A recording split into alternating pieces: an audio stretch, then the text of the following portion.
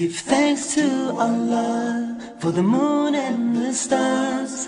Praise Him all day for what is and what was. Take hold of your iman, don't give in to shaitan. Oh, you who believe, please give thanks to Allah. Allahu Ghafoor, Allahu Rahim, Allahu Yuhibbul Muhsinin. هو خالقنا ورازقنا وهو على كل شيء قدير. Allah is Ghafoor, Allah is Rahim, Allah is the one who loves the Muhsinin. He is our creator, He is our sustainer, and He is the one who has power over all. Give thanks to Allah for the moon and the stars. Before I became a Muslim, I think I was just for all intents and purposes, I was just a normal teenager, I suppose. I went out with friends and just did normal teenage stuff. I think I liked Britpop, I went to concerts, went to the big day out. You know, I went to high school. I was really just a very normal person, and it wasn't until I got to university that I decided that I wanted to be Muslim.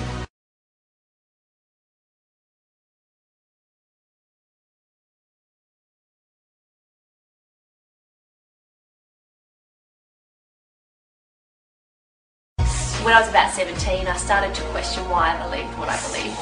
Did I believe what I did just because I'd been raised to believe it, or because I thought it was true? So I decided that I wanted to look into other religions. I actually had as my New Year's resolution that I wanted to look into Judaism and that sort of thing. I had no interest at all in becoming Muslim.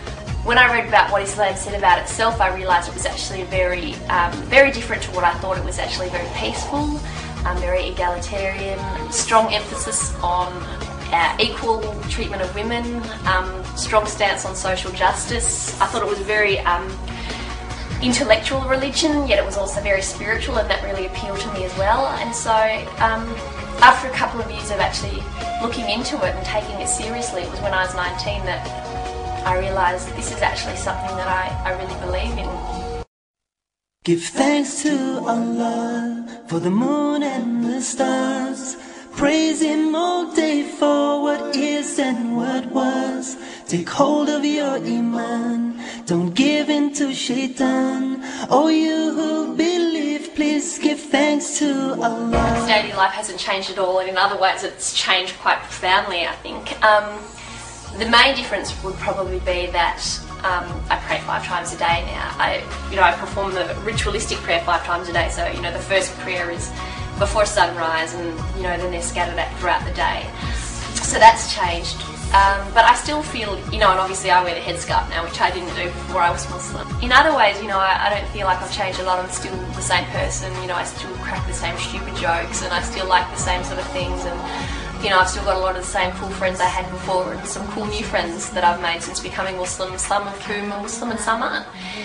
I am a Muslim, Islam my deen, Allah my Lord, His word Quran, Muhammad Prophet, praise be upon Him. I'm a Muslim. So we live in a society where women are constantly objectified. How many times do we turn on the TV or drive past a billboard where a half-naked woman is being used to sell spaghetti or toothbrushes or carpet or whatever?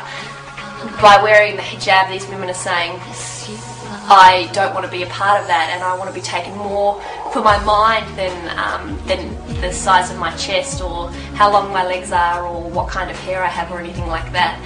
God has chosen the women in this society to be the flag bearers for Islam. My husband has a beard, but people can't necessarily tell that he's Muslim, He just really sort of fits in with everybody else. But for me, as soon as someone sees me, they know that I'm Muslim, and so I'm like the flag bearer or the ambassador for Islam, and I find it really interesting that God chose women for that role and not for men. Allahu Ghafoor, Allahu Rahim, Allahu Yuhibbul Muhsinin.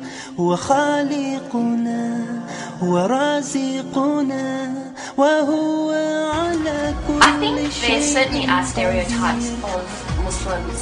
You know, people will assume that I'm oppressed or that I don't speak English or that sort of thing, or assume that my husband is a terrorist or